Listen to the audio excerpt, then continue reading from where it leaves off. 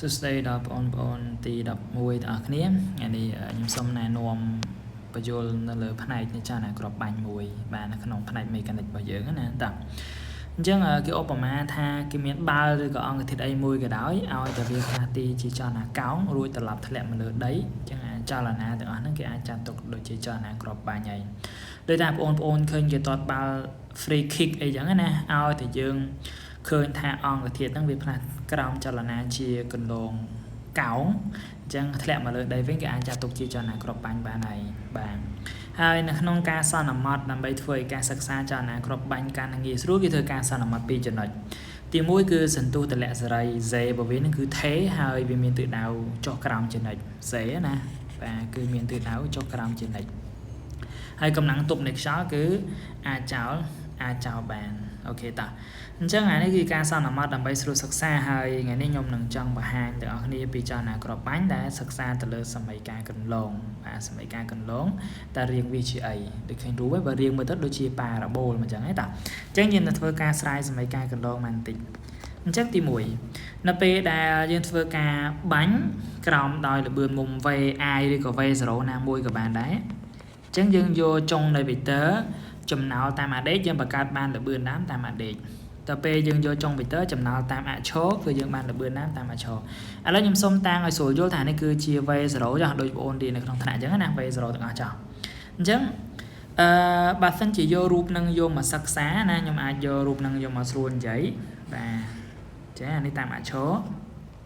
អានេះគឺតាមអាដេកបាទតាមអាដេកអញ្ចឹងអានេះគឺជាទិសដៅនៃ vector ល្បឿនមិញបាទខ្ញុំគូបានប៉ុណ្នេះចោល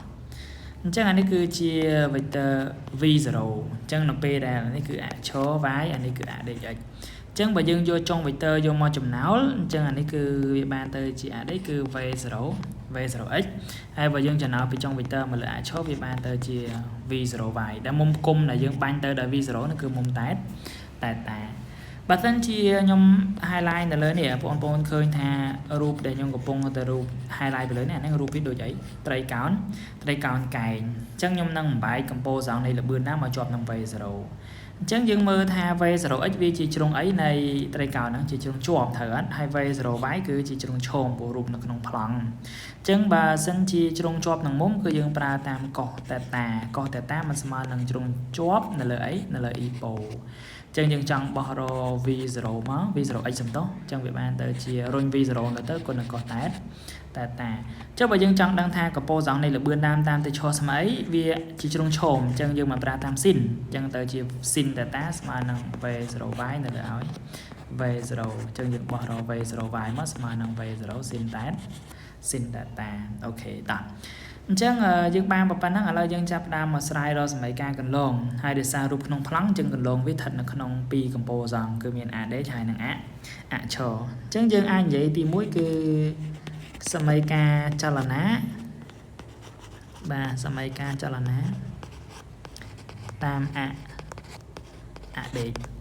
នៅក្នុងចលនាតាមអាដេកគេធ្វើការសន្មតទៅលើសន្ទុះតាមអាដេកហ្នឹងគឺស្មើ0បាទសន្ទុះតាមអាដេកហ្នឹងគឺស្មើ0អញ្ចឹងបើសន្ទុះស្មើ0ចលនាតាមអាដេកហ្នឹងគឺគេហៅថាជាចលនាត្រង់ស្មើបាទជាចលនាត្រង់ស្មើគេសន្មត ax ហ្នឹងគឺស្មើនឹង0ហើយ ay របស់យើងអាចស្រាយបានអាហ្នឹងay គឺស្មើនឹងដក z ព្រោះសន្ទុះតាមទៅឈរយើងដឹងហើយ z มันចុះមកក្រោមទៅពេល ay គឺទៅលើអញ្ចឹងពីរហ្នឹងគឺផ្ទុយគ្នាតែតម្លៃវាគឺស្មើគ្នាទេបាទអញ្ចឹងនាំឲ្យយើងទាញបានទៅជាសមីការរបស់វាយើងទាញបានទៅជាកន្សំសមីការពេលណាបាទ x ស្មើនឹង v0x គុណនឹងតែ v0x យើងស្មើអីយើងស្រាយមិញបាទ v0x របស់យើងគឺมันស្មើនឹង v0 កោសតាអញ្ចឹងពេលដែលខ្ញុំសាកមូលវាទៅខ្ញុំបានទៅជា x ស្មើនឹង v0 កោសតាហើយគុណនឹងទេដោយបងប្អូនធ្លាប់ដឹងហើយសមីការកន្លងវាជាសមីការអាស្រ័យទៅនឹងចម្ងាយព្រោះកន្លងវាអាស្រ័យនឹងចម្ងាយអញ្ចឹងមានន័យថានេះអត់អាស្រ័យទេ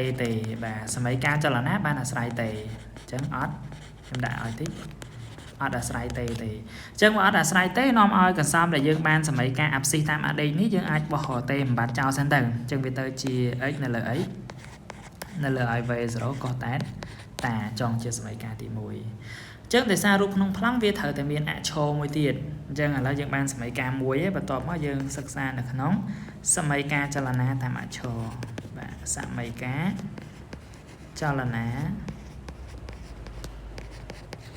តាមអក្សរ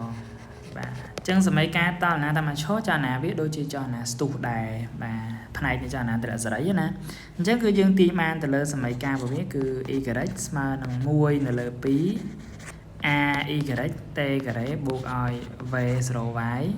គុណនឹង t បាទសន្មតថាវាបាញ់ចេញពីគោល o អញ្ចឹង y 0វាស្មើ0ទេបាទ y 0ស្មើ0គោល o អញ្ចឹងយើងដឹងហើយថា a y គឺជាសន្ទុះតាមទិសឈរហើយ z គឺវាចុះមកក្រោមអញ្ចឹង a y និង z ហ្នឹងគឺផ្ទុយគ្នាអញ្ចឹង a y ស្មើនឹងដក z អញ្ចឹងខ្ញុំអាចសាកមូលបានទៅជា y កន្លែងណាដែលមាន a y ចំណុចដក z អញ្ចឹងវាទៅជាដក1លើ2 z t ការ៉េហើយ v 0 y យើងឃើញស្រាយមិញនេះនៅខាងស្នាមនេះគ្នាយើងបានអញ្ចឹងវាបានហើយនោះ v 0y ស្មើនឹង v 0 sin data បាទហើយគុណនឹង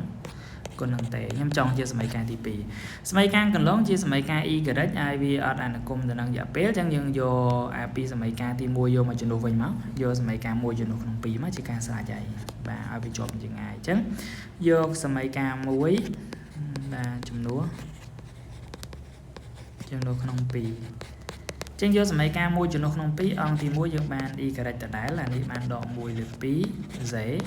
ហើយកន្លែងណាដែលមានតេគឺយើងជំនួសវា x នៅលើឲ្យ v 0 cos theta បាទនេះការ៉េបូកហើយកសលនេះគឺ v 0 sin theta ដដែលតពេលតេយើងជំនួសដោយ x នៅលើឲ្យ v 0 cos theta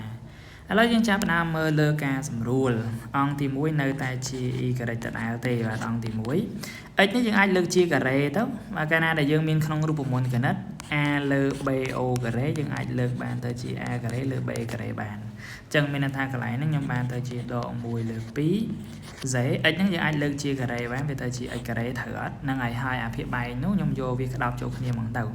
គឺ v 0 cos theta